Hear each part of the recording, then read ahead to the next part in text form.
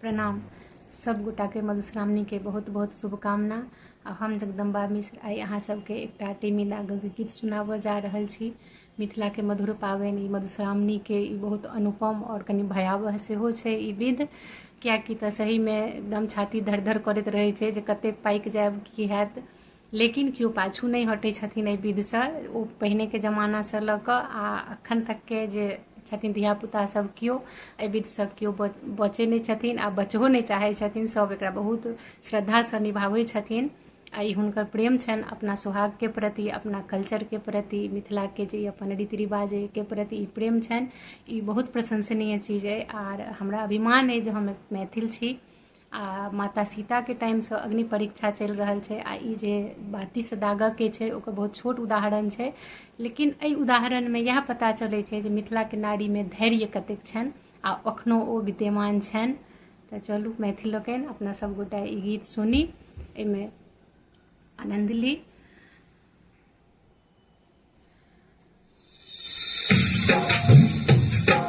मिथिला के विध बड़ भारी सखी है, धर धर धड़कैया छाती।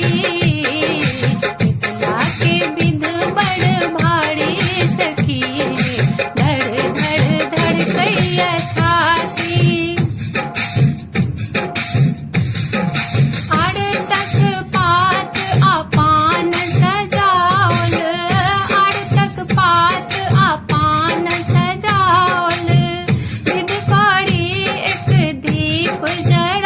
धड़